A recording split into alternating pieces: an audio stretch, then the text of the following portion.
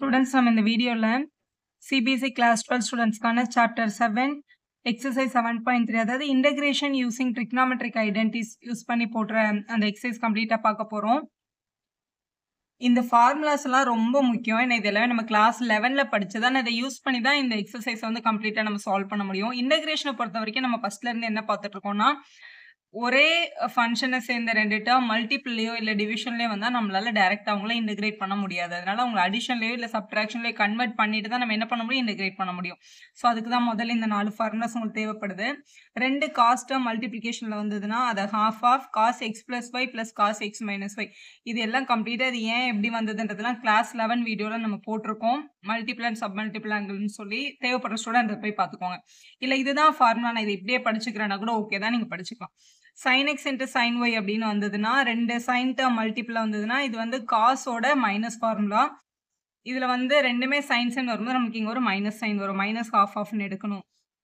நீங்க இந்த 2வை இந்த பக்கம் வச்சு படிச்சிருப்பீங்க.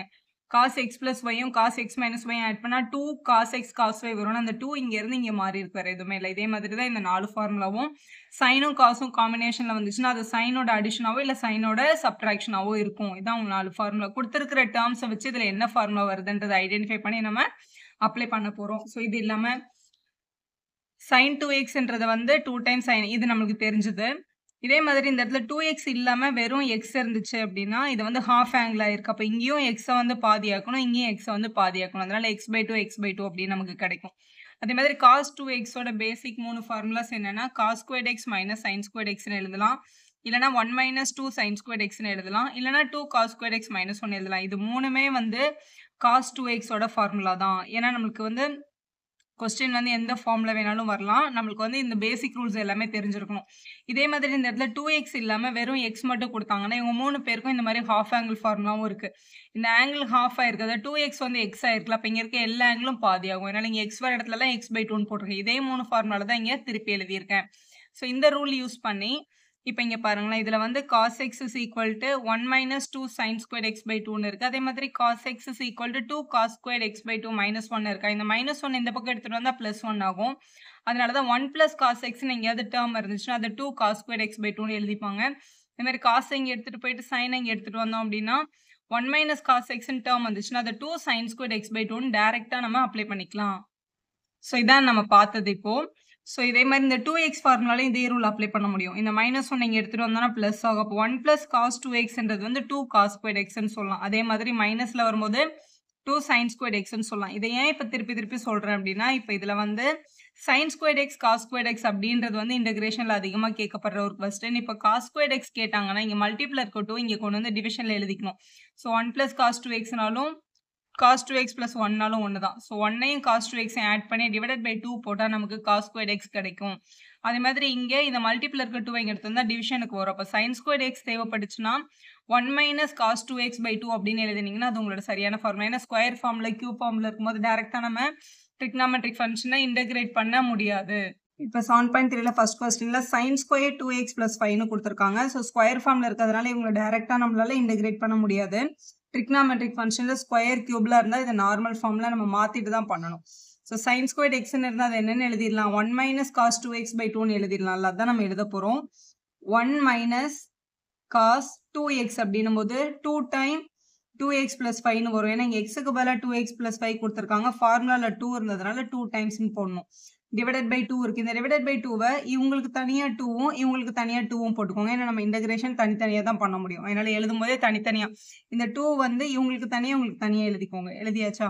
இப்போ இவங்களை தனியா இன்டகிரேட் பண்ணணும், இவங்களை தனியா இன்டகிரேட் பண்ணணும். இப்போ இன்டகிரேஷன் ஆஃப் 1/2 dx ஒரு term minus integration of cos, இந்த 2 உள்ள கொண்டு போகும்போது 2 2s are 4 2 5s are 10ன்னு வரும்.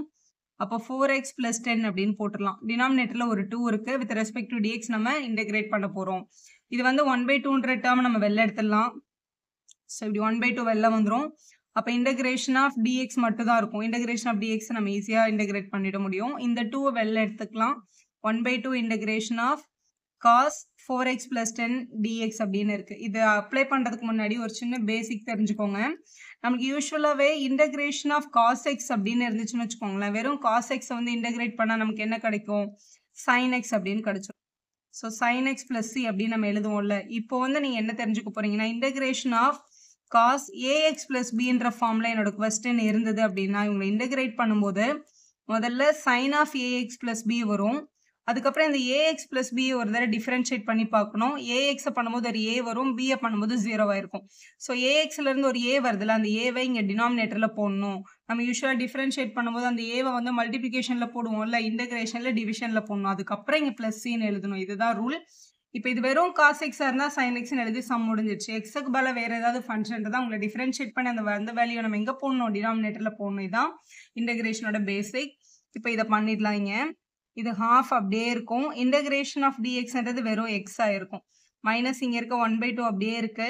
இது cos of ax plus b மாதிரி இருக்குல்ல, அப்போ இன்டகிரேட் பண்ணும்போது நமக்கு என்ன கிடைக்கும், sine of ax plus b வரும். ஃபர்ஸ்ட் டினாமினேட்டர்ல 4xல இருந்து ஒரு 4 வரும். அந்த 4ஐ இங்க டினாமினேட்டர்ல எழுதுறோம். ஏன்னா 10ன்றது 0 ஆயிடும், அதை நம்ம பண்ண தேவையில்லை. ஸோ பக்கத்துல பிளஸ் சி அப்படின்னு போட்டுக்கோங்க. ஸோ இதான் உங்களோட வேல்யூ. ஸோ இது வந்து x/2 மைனஸ் இதில் வந்து 4ம் 8ம் மல்டிபிள் பண்ணிட்டோம்னா 1/8 ஆஃப் sin 4x plus 10 அப்படின்னு கிடைச்சிருக்கு. பிளஸ் சி அப்படின்னு எழுதிட்டீங்கன்னா இதான் உங்களோட ஃபைனல் வேல்யூ. கொஸ்டின் நம்பர் 2ல பாருங்க, integration of sin 3x multiple by cos 4x அப்படின்னு கொடுத்துருக்காங்க. இங்க பாருங்க, இது நம்ம முதல்ல பார்த்த அந்த ரூல்ஸ் இருக்குல்ல, இதுல தான் sin x into cos y. ஏன்னா கொஸ்டின்ல ஒரு sin ஃபார்மும் ஒரு cos ஃபார்மும் மல்டிபிள் இருக்கு. sin x into cos y யோட ரூல் வந்து half of sin x plus y sin x minus y. அதான் நீங்க திருப்பி எழுதியிருக்கேன். நீங்க எக்ஸாம்ல ரூல்ஸை கண்டிப்பா எடுத்து எழுதணும். இல்லை உங்களுக்கு தெரிஞ்சிருந்தா போதும், நீங்க அப்படியே கூட அப்ளை பண்ணிக்கலாம். ஸோ இங்க முதல்ல இந்த கொஸ்டின்ல இந்த ஃபார்முலா தான் அப்ளை பண்ண போறோம். ஸோ இன்டகிரேஷன் அப்படியே இருக்கு. இவங்களுக்கு பதிலாக மட்டும் இந்த ஃபார்முலா அப்ளை ஆகுது. half of sin எக்ஸுக்கு பதிலாக கொஸ்டின்ல 3x கொடுத்துருக்காங்க, ஒய்க்கு பதிலாக 4xன்னு கொடுத்துருக்காங்க. அப்போ எக்ஸ் வர இடத்துலலாம் 3xும் ஒய் வர இடத்துலலாம் 4xும் போடணும். 3x plus 4x plus sin x minus y. So 3x minus 4x அப்படின்னு எழுதியிருக்கணும். ஸோ எழுதியாச்சு. இங்கே வந்து அந்த வித் ரெஸ்பெக்ட் டு டிஎக்ஸ் அங்கே தான் இருக்கு. இன்டகிரேஷன் ஆஃப் ஹாஃப் ஆஃப் இங்கே வந்து சைன் இது இருந்து லைக் டேர்ம்ஸ் ரெண்டு பேரும் ஆட் பண்ணால் 7x அப்படின்னு வந்திருக்கும். ப்ளஸ் சைன் ஆஃப் 3xும் மைனஸ் 4xும் பண்ணும்போது மைனஸ் 1x அப்படின்னு கிடைச்சிருக்கும், பெரிய நம்பரோட sine. Sine of minus x அப்படின்னு இருக்கு. சைன் ஆஃப் மைனஸ் எக்ஸ் அப்படின்றது வந்து ஆக்சுவலாக மைனஸ் சைன் எக்ஸ் தான். இது ஏன் அப்படின்னா உங்களோட 4th குவாட்ரண்ட்ல வரும். இது 0 மைனஸ் எக்ஸ் அப்படின்னு அர்த்தம். அது 4th குவாட்ரண்டோட வேல்யூ. 4th குவாட்ரண்ட்ல காஸ் மட்டும் தான் பாசிட்டிவ், காசும் சீக்கண்டும் தான் positive. All silver tea cups நம்ம கிளாஸ் 11ல படிச்சது தான். 4th குவாட்ரண்ட்ல வரும்போது காசும் சீக்கண்டுக்கு மட்டும் தான் பாசிட்டிவ் போடணும், மற்றவங்க எல்லாருக்கும் நெகட்டிவ் போடணும். அதனால இது மைனஸ் சைன் எக்ஸ் தான் நம்ம எழுதணும். ஸோ இதை மைனஸ் சைன் எக்ஸ்னு எழுதிக்கலாம். இந்த ஹாஃபை வெளில போட்டுருங்க. Integration of sine 7x sine of minus எக்ஸ்ன்றதை மைனஸ் சைன் எக்ஸ் அப்படின்னு எழுதிக்கலாம். இங்கே dx அப்படின்னு போட்டாச்சு. இப்போ நார்மல் சப்ட்ராக்ஷனுக்கு கொஸ்டின் வந்துடுச்சு. இப்போ இன்டகிரேட் பண்ணிடலாம். Integration of sin x dx ஓட பேசிக் ரூல் வந்து minus cos x plus c தான் நம்மளோட ஃபார்முலா. இப்படி ரெண்டு பேர் சப்ட்ராக்ஷன்ல கிடைச்சிட்டாங்க அப்படின்னா ரெண்டு பேரையும் தனித்தனியா இன்டகிரேட் பண்ணிடணும். அதாவது integration of sine of 7x dxன்னு பண்ணணும். Minus integration of sin x dx தனியா இன்டகிரேட் பண்ணிடணும். கண்டிப்பா இப்படி தனித்தனியா எழுதி காமிக்கணும்னா அப்படி எழுதி காமிக்கணும் அவசியம். ஆக்சுவலா அதுதான் நம்ம பண்றோம்னு ஒன்று தெரியணும். ஏன்னா இப்பதான் முதல் கொஸ்டின் நம்ம போடுறோம். So half of sin 7x பண்ணும்போது நமக்கு வந்து மைனஸ் காஸ் 7x அப்படின்னு கிடைக்கும். ஸோ 7xல இருந்து ஒரு 7 வரும்ல, அந்த 7 இங்கே டினாமினேட்டர்ல போடணும். டிஃபரன்ஷியேஷன்ல நியூமரேட்டர்ல போடுவோம், இன்டகிரேஷன்ல டினாமினேட்டர்ல போடணும். இங்க இருக்க மைனஸ் அப்படியே இருக்கு. sin x வந்து இன்டகிரேட் பண்ணும்போது மைனஸ் காஸ் எக்ஸ் அப்படின்னு கிடைக்கும். ஸோ எக்ஸ் பக்கத்தில் வேற எந்த டேர்மும் இல்லாததுனால நம்ம இதை அப்படியே ஸ்டாப் பண்ணிக்கலாம். இங்கே பிளஸ் சி அப்படின்னு இருக்கு. இந்த வெளியில இருக்க 1/2 உள்ள எடுத்துட்டு போயிடலாம். So minus cos 7x divided by 14 கிடைச்சிருக்கு. இங்கே மைனஸும் பிளஸ் ஆயிடும். இந்த ஹாஃப் மல்டிபிள் பண்ணும்போது காஸ் எக்ஸ் பை 2 பக்கத்தில் இந்த பிளஸ் சி அப்படின்னு போட்டிங்கன்னா அதுதான் உங்களோட final answer. Next question number 3 பார்க்கலாம். cos 2x, cos 4x, cos 6x dx அப்படின்னு கொடுத்துருக்காங்க. இந்த கொஸ்டின் இம்பார்ட்டன்ட். நான் 3 டேர்ம் மல்டிபிள் இருக்கு பாருங்க. நம்ம கிட்ட 2 டேர்ம் மல்டிபிள் இருந்துச்சுன்னா இந்த மாதிரி ரூல் அப்ளை பண்ணலாம். நம்மளோட முதல் rule cos x into cos y இருந்தா half of cos x plus y cos x minus y அப்படின்னு எழுதிடலாம்ல. ஸோ ரெண்டு டேர்மா நம்ம என்ன பண்ணிக்கலாம், கனெக்ட் பண்ணிக்கலாம். ஸோ இதில் எதை வேணாலும் நம்ம கனெக்ட் பண்ணலாம். நான் இந்த பெரிய டேர்ம்ஸை முதல்ல கனெக்ட் பண்ணுறேன். ஸோ இன்டகிரேஷன் ஆஃப் இந்த cos 2x வந்து அங்கே தான் இருக்குது, எதுவுமே நான் டச் பண்ணல, அப்படியே இருக்கட்டும். இவங்க ரெண்டு பேரையும் ஜாயின் பண்ணிக்கலாம். நீங்கள் எதை வேணாலும் ஃபர்ஸ்ட் ஜாயின் பண்ணலாம், எப்படி பண்ணாலும் ஒரே ஆன்சர் வரும். இது cos x இது cos yன்னு வச்சுக்கலாம். இப்போ எக்ஸ் வர இடத்துலலாம் 4xும் ஒய் வர இடத்துலலாம் 6xும் இந்த ஃபார்முலாவில் அப்ளை பண்ண போகிறோம். ஸோ இங்கே ஹாஃப் ஆஃப் இவங்க ரெண்டு பேருக்கும் cos முதல்ல x plus y, அப்போ நம்ம கிட்ட இருக்கிறது 4xும் 6xும் 4x plus 6x அப்படின்னு போடணும். Plus cos 4x minus 6x அப்படின்னு எழுதிடணும். ஸோ எழுதியாச்சு. இங்க வந்து வித் ரெஸ்பெக்ட் டு dx இருக்கு. இப்போ ஆட் பண்ணிக்கலாம். ஸோ cos ஆஃப் 2x இருக்கு. மல்டிபிள் பை half ஆஃப் இது வந்து cos 10x plus cos minus 2x அப்படின்னு கிடைக்குது. எழுதிட்டோம். இதுல வந்து cos ஆஃப் மைனஸ் எக்ஸ்ன்னு இருக்கு பாருங்களேன். cos ஆஃப் மைனஸ் எக்ஸ் அப்படின்றதோட வேல்யூ வந்து பிளஸ் cos x அப்படின்னு கிடைக்கும். ஏன்னா ஃபோர்த் குவாட்ரண்ட்ல காசும் சீக்கண்டும் பாசிட்டிவ் தானே. அப்போ cos ஆஃப் மைனஸ் 2xன்றதே நம்ம பாசிட்டிவ்ல எழுதிக்கலாம். மொரவர் இந்த 1/2ன்றது மல்டிபிள்ல தான் இருக்கு. அதனால இதை காமனா என்ன பண்ணிக்கலாம், வெளியில எழுதிடலாம். ஸோ 1/2 ஆஃப் இன்டகிரேஷனுக்குள்ள இங்க வந்து ஒரு cos 2x இருக்கு. இங்க மல்டிபிளிகேஷன்ல ஒரு cos 10xம் இது cos ஆஃப் மைனஸ் 2x வந்து பிளஸ் cos 2x தான் வரும். அதனால பிளஸ் cos 2xனும் இங்க dxன்னு போட்டுக்கோங்க. இப்போ கூட டேர்ம்ஸ் வந்து மல்டிபிள்ல தான் இருக்கு. இந்த cos 2x உள்ள எடுத்துட்டு போய்க்கலாம். ஸோ half ஆஃப் இன்டகிரேஷன் முதல்ல cos 2xம் cos 10xம் மல்டிபிள்ல வரும். பிளஸ் இங்க ஒரு cos 2x இங்க ஒரு cos 2x மல்டிபிள் பண்ணும்போது cos ஸ்கொயர் 2x அப்படின்னு கிடைச்சிரும். ஸோ இப்படி எழுதிக்கலாம். இங்க வந்து வித் ரெஸ்பெக்ட் டு dx இருக்கு. ஸோ இவங்க திருப்பி மல்டிபிள் இருக்காங்க, இது ஸ்கொயர் ஃபார்ம்ல இருக்காங்க. ஸோ மல்டிபிளிகேஷனுக்கு திருப்பி இதே ரூல் தான் நம்ம அப்ளை பண்ணணும். ஸ்கொயருக்கு நம்ம கிட்ட இருக்கிற 1 பிளஸ் cos 2x/2 இருக்குல்ல, அதை நம்ம அப்ளை பண்ணிக்கலாம். ஸோ இவங்களுக்கு இதே ரூல் அப்ளை பண்ணலாம் திருப்பியும். So half of integration half into முதல்ல cos x plus y 2xம் 10xம் வரும். ஸோ 2x plus 10x இதை மைண்ட்லேயே ஆட் பண்ணிடலாம்னா நீங்கள் ஆட் பண்ணி போட்டலாம். டெஃபினட்டாக இதை எழுதி காமிக்கணும்னு அவசியம் இல்லை.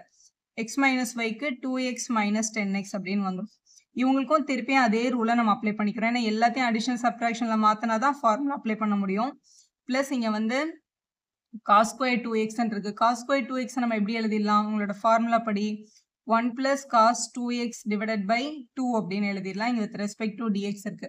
இந்த ஃபார்முலா இங்க இருக்கு பாருங்க. இது நம்ம ஃபர்ஸ்ட் பார்த்த ஃபார்முலாவோட பேஜ் தான். இங்க பாருங்க, cos ஸ்கொயர் x எங்கேயாவது வந்துச்சுன்னா 1 plus cos 2x/2 அப்படின்னு போடுவோம். ஆக்சுவலா இங்க 1x இருந்தா இங்க வந்து 2x அப்படின்னு வரும். இங்க கொஸ்டின்லயே வந்து 2x இருக்கு பாருங்க. அப்ப 2 into 2x அப்படின்னு போட்டுறணும் நம்ம இங்க. ஸோ இப்படி எழுதிக்கலாம். இப்போ ஷார்ட் பண்ணிக்கோங்க. ஸோ இங்க ஒரு 1/2 இருக்கு. Integration of 1/2 multiple by cos 12x plus cos of minus 8x அப்படின்னு கிடைச்சிருக்கு. பிளஸ் இங்க இவங்ககிட்டயும் ஒரு half வந்து காமனா இருக்கு. So half of 1 plus cos 2 2s இங்க என்னன்னு எழுதிடலாம், 4x அப்படின்னு எழுதிடலாம். இங்க வந்து dx இருக்கு. இவங்ககிட்டயும் 1/2.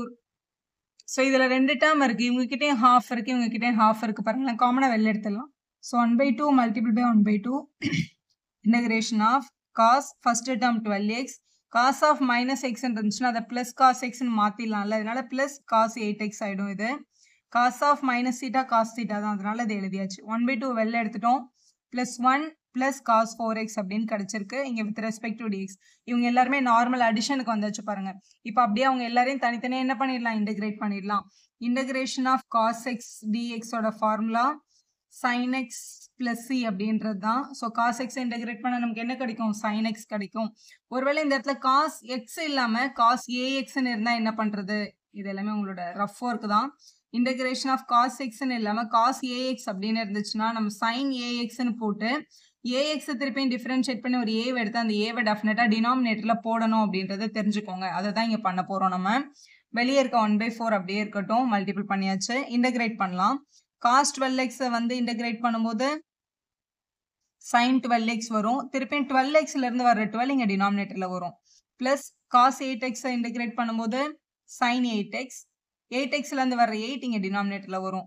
இது 1 into dx தான். இன்டகிரேட் பண்ணும்போது வெறும் x ஆயிருக்கும். cos 4x இன்டகிரேட் பண்ணா sin 4x 4xல இருந்து வர 4 இங்க டினாமினேட்டர்ல போட்டிருக்கணும். இங்க பக்கத்துல ஒரு பிளஸ் c அப்படின்னு போட்டுருங்க.